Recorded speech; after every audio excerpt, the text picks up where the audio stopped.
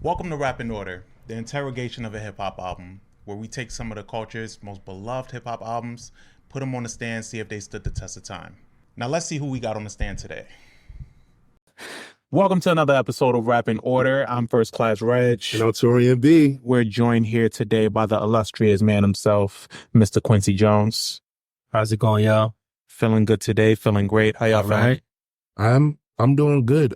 As we're recording this episode, the Grammys is happening. Killer Mike just won Rap Album of the Year. Let's go. They're getting it right finally. Damn, who else was in that category? Do you know? Let's look it up. That was Rap Album of the Year? Yeah, Album of the Year. I think Doja Cat was definitely in there, I think.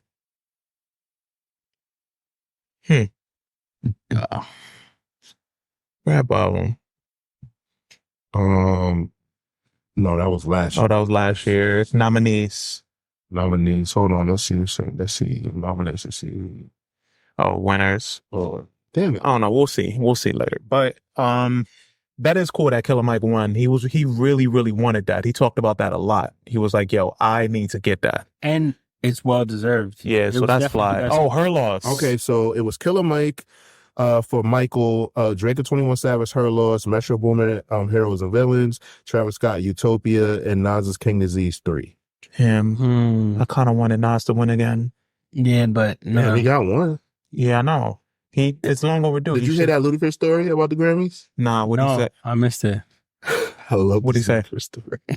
He said that he wanted for like release therapy because everybody kept telling him that like he's too animated and too silly. Mm-hmm. So he won, right? So he came to the back and he said they didn't have dressing rooms back then. They just had like different like section areas off with like a tent, like a cloth. Mm-hmm. So he's in the back like, I won. I fucking did it. I did it. And he said all he hears is like this nasally voice like, shut the fuck up. Not everybody won tonight. And then he looks behind the curtain and it's Justin Timberlake. And mind you, Justin Timberlake won 2 awards that night. So Justin Timberlake just wanted Ludacris to shut the fuck up. Shut the fuck up. That's funny. That's mad funny. Of course you love that story. But no, so of course. Yeah, speaking of Justin, he has a new album coming out that I'm looking forward to.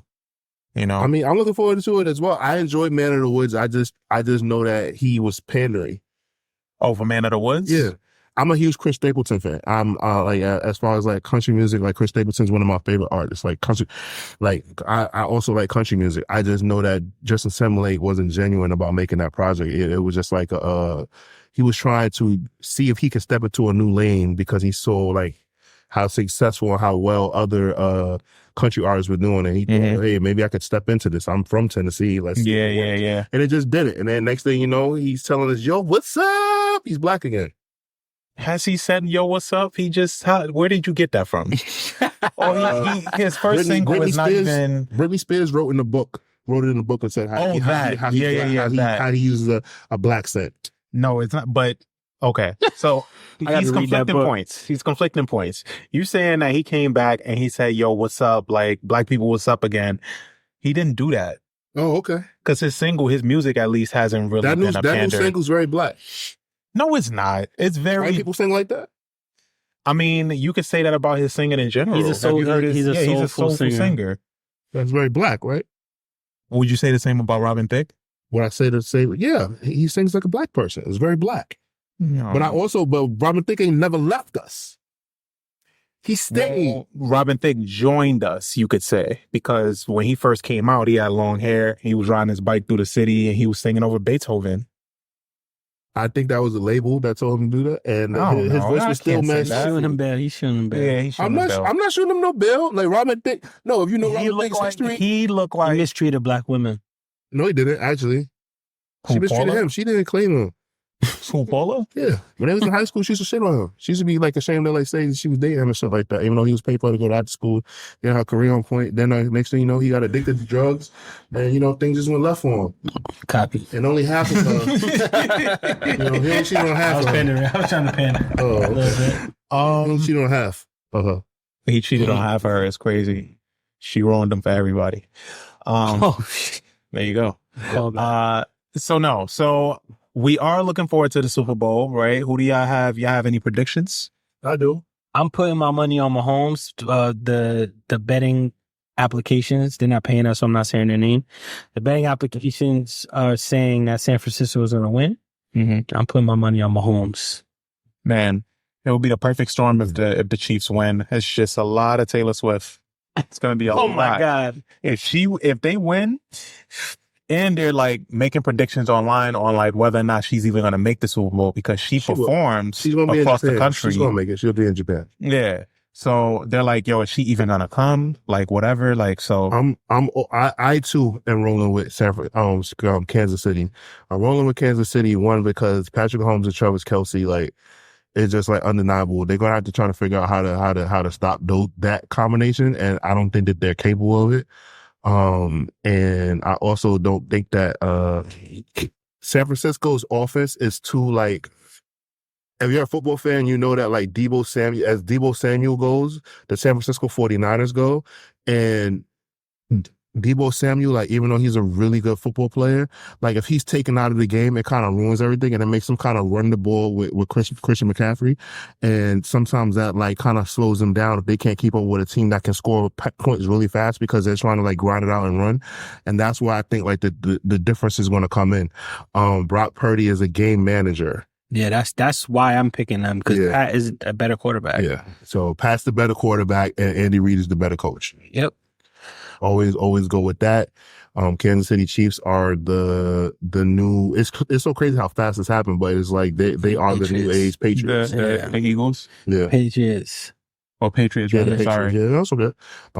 So yeah, they did a new. They did a that, like, it's crazy how, like, it happened that quick too. Like, you know. So, like, it took some time after the Cowboys fell off. So you think if they win this year, they'll go for a 3-peat? Well, they gonna have to add some pieces on the outside, but I definitely think that if they win back to back, that automatically puts them in dynasty status. Mm-hmm. So that's one thing, right? If they can do 3 in a row, I don't think any NFL team's ever done 3 in a row, actually. So if they do that, like, that's arguments for, like, the greatest, like, everything of all time. Like, teams have done back to back, but I don't think any NFL team has done 3 years in a row. That's very difficult to do. They had the undefeated season, but we had the Giants let them know. Man. Yeah, know what I'm saying? Yeah, we don't lose. Yeah, we don't lose New England. If we play, we see them in the Super Bowl, they better be scared. Okay, so we can get into our album for the day, which is this is Rick Ross, Deeper Than Rap. This album was released April 21st, 2001. It's his third album from Ricky Rose. Features production from The Incredibles, The Runners, DJ Toom, Drummer Boy, of course, Justice League. He loves those guys. They have great chemistry. Guest spots from Nas, Avery Storm, Foxy Brown, Neo, to name a few. Supported by 3 singles: Magnificent, Maybach Music 2, and All I Really Want. The album debuted at number 1, selling 150,000 units in the first week. 2008, CEO Officer Ricky thing, photo went viral for that time frame, right? 50 Cent versus Rick Ross became a thing, came to fruition. Ross claimed at the time that that if Get Rich sold 10 mil, his album would sell 12. That's what his claim was. Yeah. No. Obviously, we know that didn't happen. But Ross ultimately won the war by releasing good quality music. At the end, that's really just what won. What's so interesting to me, and I'm so sorry, that was rude of me. I was at the tail end. What's up? He just started fucking with 50 out of nowhere. I know it was in defense of Khaled. Khaled, Joe. Yeah. Like, I just think that it's like, I just think Rick Ross, like, it's just odd. Like, really think about it. Like, out of nowhere, he just started just saying shit. Is this the street version of what what Cole did with Kanye, like moving his album up to maybe this is the street version of that. Like, I want my name in the conversation. You one of the top dogs. I feel like I'm a top dog. I'm shooting. Remember when he was dissing Eminem at this time too? Was he? Yeah, he Yeah. was. Okay, he was, well, doing that- Eminem He was too. dissing Eminem just to get M to say something back to him. Yeah, Yeah. he really went for it. Like he basically was like, all right, well, I know Eminem is your big homie, so just in case he step in, I'm gonna tell him he trash too. Like, you know, Ross is just. I mean, I get it. Like when have Rick Ross and Eminem ever gonna be in the same space unless like the Miami Dolphins and the Detroit Lions play against each other in the Super Bowl? Yeah. That's really the only case scenario. Or the Pistons play the Heat in the Eastern Conference Finals, Yeah. some shit like that. only in this in the sports realm would those two men ever be in the same place. That's true. But yeah, I think it was in defense of those people that he started saying something about 50. And then 50 being classic 50, we know how that all went back then. Officer Ricky. He Yeah. launched the whole website off of the back of this. Yeah. This is 50 Yeah. started with this. It was. I'll be honest with you. It was disappointing because I wanted to see 50 spar, which I think he was capable of doing, but I also realized that 50 wasn't like a rapper. He was a hit maker. And that was the difference because I was like, oh shit, like he can't bar these dudes up. Like this is why he's just taught. Like 50 just has charisma. He has Banks to do that. Yeah, he has Banks to do that, but like 50 Cent is kind of like The Rock in wrestling. Yes. Well, like, you know, like The Rock, like he has the look. He's a showman. He has the look. He can talk on the mic, but in the ring, he's not a good wrestler. Like The Rock isn't like going to like impress you. He's not like Owen Hart or somebody like that. Like in the ring where like his ring mat skills are like immaculate and so good, but he's going to sell the tickets. You're going to pay to come see this man, and he's going to be electrifying and he's going to do his basic shit. But yeah, like with 50, it's the same thing. Like 50 Cent knows like how to like get the radio records and get you on board to want to be excited for what he's doing. And he's just better than a lot of people at those things. And he's a funny guy. Yeah. So And he's funny. Yeah. Yeah. So he leaned into that in this beef. But let's get to Rose. Yeah, we'll get into this Rose album, man. It kicks off with Mafia music. Classic intro. What an opening, bro. Yeah, basking in the controversy of it all. Yes. Feeding the streets quality like Rose does. Which I think of this one. I guess I already said it, right? It's an incredible opening. It's so dark and haunting, right? The way that the beat opens, and It's so incredible. It's just like it's one of those albums where I really think like, oh man, like this is about to be something. This album let me know what the sound of like for going forward, like for Rick Ross's career. Like this kind of like defined him. Like this let us know that, all right, this is the predecessor to like what we got with Teflon Don. Yeah. Like even for like his persona and his gimmick, like this project is like what solidified it. Because before I think he was like even finding himself like in like how he was dressing and presenting himself. And you know, I think he got it, and he was like, all right, Mafia boss, like, you know what I'm saying? Like this is like what I'm doing, and I thought that was dope. Yeah. And even like you were saying, like the flows, like he found his flow that would last the rest of his career on this project, starting with the song. You're right. Because prior to that, it was like that double flow thing that he did. Goes what we do, you know, it was that type of thing. And then he really found it on this. He was rapping on this shit. Yeah. Yes, sir. And this song reminds me of What's Beef. Like the way, he's rapping slow, the beat is dark. Like it reminds me a lot of What's Beef. Yeah. So he takes that and he leads into Maybach Music too, featuring Kanye West, T-Pain, Weezy. All people that had really big moments around that time frame. You know, this was 2009, so like this was like coming off of 808's Kanye. This was like one of the only moments that we heard of him rapping without like any auto-tune around this time. And then Wayne was still the man. You know, even though Carter 3 was 2007, this was 2009. Okay. This was 2009. Wayne had sold 1 million the first week still. I think, no, wait. So when was Carter 4? Because I think he did 1 million for Carter 4 the first week too. Carter 4 was 2011. Oh, okay. So yeah, so he was still that nigga. He was still the number one spot rapper. Yeah. Million the first week. T-Pain was everywhere. So this just made sense for who he had on it. And then we didn't even know we was gonna get a Maybach Music sequel. I think even when he spoke to the producers, they didn't know that they were ever going to make a Maybach Music sequel. They were like, yo, he approached us about it and he already had who he wanted on it and was like, this is how it needs to be. Tough. So we pretty much just had to make the beat. I thought that was really cool. What did y'all think of Maybach Music 2? I don't even think out of all the Maybach Musics, it's the best one. It's not. It's the second best one to me. You think so? I like the original. The original is the best to me. It's the best to me, and then I really like this one. I didn't like the next one. Was it T.I. or something? Like with Erykah Badu and T.I.? Yeah, I didn't love that one. I like that one. But I thought this was fire. Just the concept of having like that theme of a Maybach 1, Maybach 2, Maybach 3 on each album. I think that's like one of those little nuanced things that makes you excited about an album. Yeah. That's fire. I wonder if this was on purpose. The third song is Magnificent featuring John Legend, but all the songs so far start with an M. Okay. Yeah. I see what you're doing there. Right? Man. Plush, classic single. John Legend sounds great on this. Yes. Very plush. Uh-oh. Okay, well, this is like a personal thing.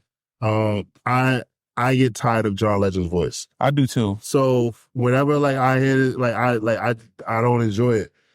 I can't. In certain things, in certain songs, I can hear him on. Like I don't get tired of hearing him on Freemason. He sounds great on that. It's just I can hear him on that. On this. He sounds great on this too. This is like that.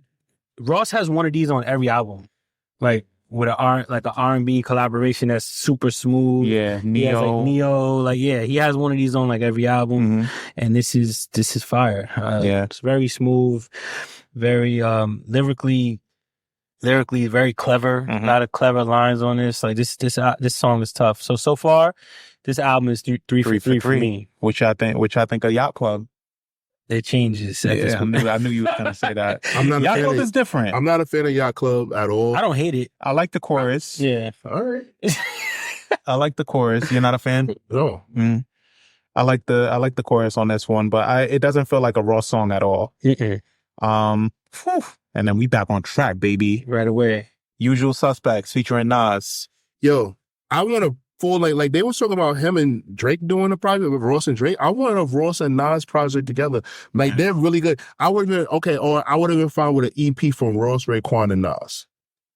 What's the other song? What's the song that because he did a mixtape for this album? He did Rich Forever. That wasn't this album though. Oh, it was a different album? Yeah. Well, it was not him and Nas. Him and Nas, they're on Rich Forever. That's Something Dreams. Nas killed that shit. But Ross killed that. I think I don't know. They were like this on that. I think Taurian's right. Like a Nas Ross collab. A Nas Ross give me 5 songs. Give me 5 songs. Nothing crazy. And, I just feel like Ross sets a tone for people, and I think that I don't think Meek gets it, but I think that somebody like Nas would get it. Somebody like Jay gets it, like where they know the zone that Ross is going into, and they step in and deliver every single time. I feel like the one thing that like veer off into Meek is walking around with like a Phil Jackson, Greg Popovich kind of talent as far as like someone coaching him to go to the next level. And I don't know what's up with Meek. Why he don't Meek peaked, but he peaked at very high. Like that Championships album was fire. And I don't think he's gonna get no. But I'm just saying he didn't lead into into like having Rick Ross next to him. I don't know. I'm sorry, I was veering off, and I just thought about it. Like he brings the best out of so many artists. I just wonder why he don't do don't do that. He brought the best out of Meek, man. On what? On everything they've ever been on together. No. The best?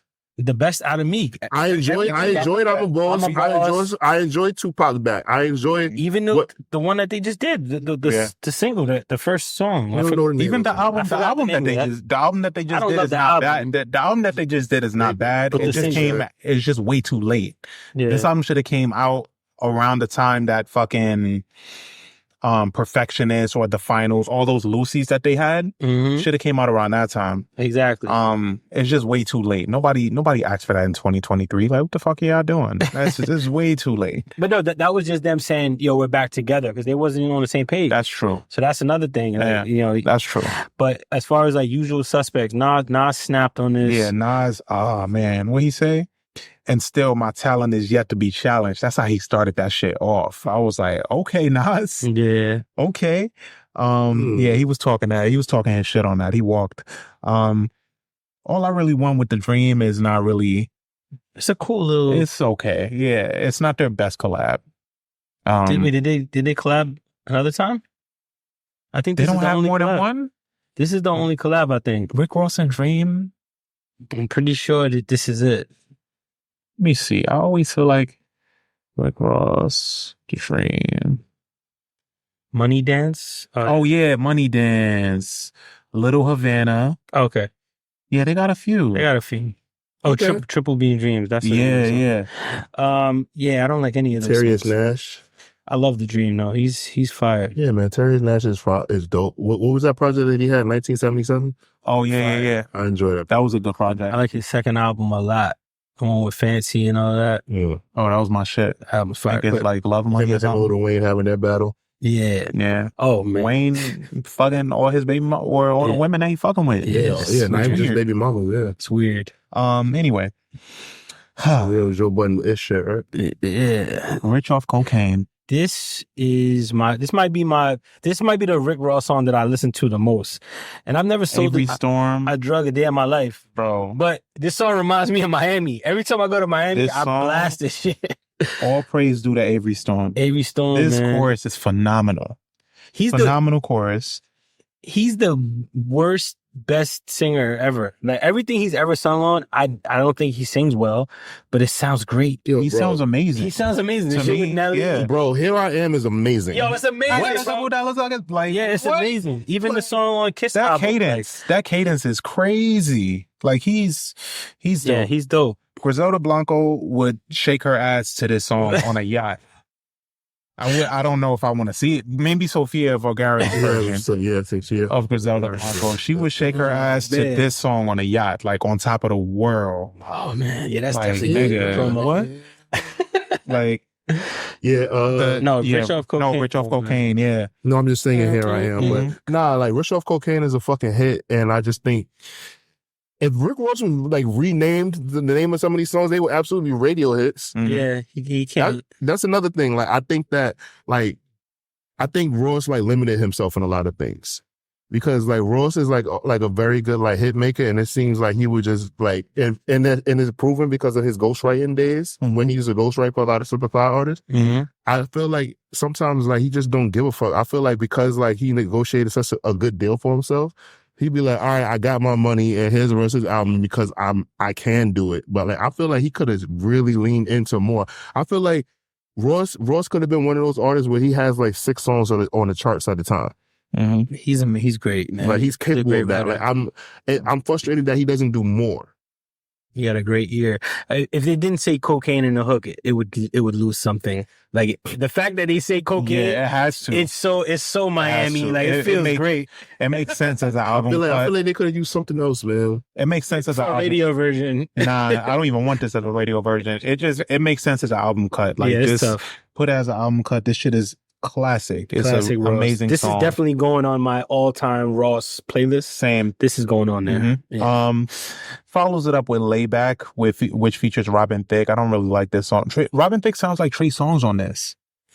Yeah, I feel like Ross coasting up too much, and I also think like they probably recorded in Miami, which is a bad idea. Yeah, I feel like Robin Thicke wasn't himself. Yeah, honestly, the next like three songs I'm not really fucking with. Murder Mommy with Foxy. Yo, bro, they were fucking around at this time too. Yeah, they were dating. Yeah, they were dating. Foxy Brown got a lineup, bro. Yeah, Foxy. Yeah, he was dating Fox around this time. But yeah, this song is just. It's just whatever. Oh, what about Gunplay? With Gunplay, I wish the Triple C's went further. You wish Triple C went further? Gunplay was fun. Yeah. Gunplay is dope. Oh, I love him, bro. Well, since we got to Gunplay and we did start this off talking about, the 50 Cent conflict with the album having the conflict, we need to highlight the fact that the beef kind of ended with Gunplay getting hands and feet put on him. Yeah. Oh yeah. Yeah. Shout out to Gunplay though, man. It happens. Yeah, Gunplay. The most recent thing I've heard of him was he did you didn't hear nothing? No, the thing where he started a GoFundMe. Yes. For to help or whatever, but then a couple months later, he beat up his lawyer's girlfriend, his lawyer girlfriend or fiance, something like that. But he was asking for the money. He was back. giving, because he was given a chain. He videoed himself gifting a chain to Rick Ross, and everybody was like, "Nigga, you asking for money and you like what?"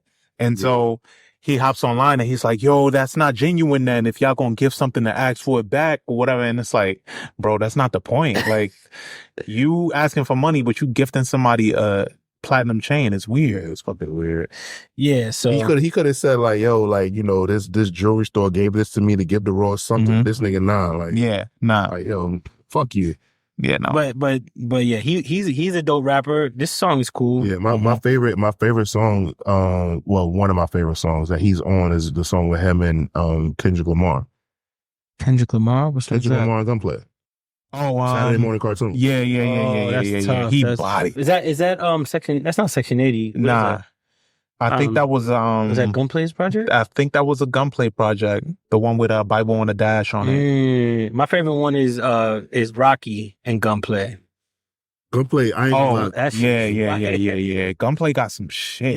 Gunplay he really caught one. Like they caught Kendrick early when they did that. Like he was like, hey, let me do this because now I guarantee Kendrick ain't answering that man phone call. Never. Never. Okay, what else is on here? Boss Lady. I always like Ross and Neo's chemistry. They have good chemistry. Yeah, I just didn't like I didn't like Neo's chorus on this, which is rare because he's great at that. But I thought he gave him like a throwaway on this one. Yeah. Speaking of bad follow ups, I don't like this song with Trina. Yeah, it's horrible. It's so badly played. It's weird because Trina and Ross, like Ross has helped Trina craft some of her best records. Like when he was Up the Slide. If I'm not mistaken, he wrote her Ticket to the House verse. If I'm not mistaken, damn, I can't think of the song. Man. I really forget. I forget, but pull over that ass too fat, yeah. Nigga Ross was in the corner like bumps in his fuck. That was like what? I just peeped what he did it, yo. This is why I respect artists who put attention to detail. As you just said, he helped write her Slip Aside verses. Got Trina featured on the song number 12. The next song, 13, he's dissing Trick Daddy. That's just one of those little things. Oh, Valley of Death? Yeah, he did this Trick Daddy on that. And he and then that's the song that he addresses the CO stuff too. Yeah. When he addressed it in such a cool ass way too. Can't criticize niggas trying to get jobs. Better get smart. Young brothers live yours. Or the part where he said, for me to feed them, I shovel shit, I CO, so we can bow our heads and pray over the meatloaf. Yep. Yeah, Valley of Death is amazing. Like this is that's Toon. DJ Toon. Yeah, that's DJ Toon. DJ Toon the God. He's talking his shit on here. He's addressing the CO shit, and like you said, in a clever way. Do you think that should have been the opening track, or the way the way it opened is fine? I like the way. I love the way. I love that this is at the end of the album. Yeah. Okay. I just wish 8 through 12 were better songs. Or just take them off. Make it short, just like the next. Maybe that's what he thought. Like, maybe he listened back the same way we did. He's like, yo, I only need 9 songs. I feel like that was all Puff. Definitely on Dawn got Puff's fingerprints all over. Oh, okay. Because that shit was only a couple, it's 11 songs. 11 songs. Yeah. If this was 11, it would have been a classic. A classic. I agree. Because then after Valley of Death, you got In Cold Blood. I heard this song. This is the first song I heard, I think, off of this album. It was on like Hip Hop Game. I hate that Bang'em Smurf is on this song. At the end, yeah, that's why. That's stupid. But yeah, I think, yeah. Like he used that's like you using Bangum Smurf as ammo. Yeah. No. And he wasn't even saying nothing about 50. No. He was just talking. Yeah. Because the Bangum Smurf for 50 still like it's so weird with 50, like some of the people that he beef with, because it's like they really be like tied, like some of these niggas like still like go see 50 grandparents and shit. Mm-hmm. But 50 be like, make sure that nigga not there or someone kill him, like shit like that. This song is fire. This is like a top diss track for me. I love this song. Beat the case like song. a rental. He said, "Beat the case like a rental." A rental. Like that's hard. Yeah. That's just very clever. Yeah, he was talking shit on him, man. 50 never responded lyrically. Yeah, no. He just 50 went just kept shopping with kept baby with the mom. theatrics, man. 50 did everything to destroy this man's career. Everything. It And didn't work. and it should have worked. And it didn't. The music was too good. Yeah. Music was too good. And then remember he dropped Mafia Music 2 with Chris and Michelle? Yeah. And niggas was like, yeah, no, Ross is not going anywhere. Yeah. I remember that. Like when he dropped that, like the beat was crazy. The video was fire. Everything about it. And it was just like a world hip hop exclusive. Like I remember watching that shit over and over. When did Ride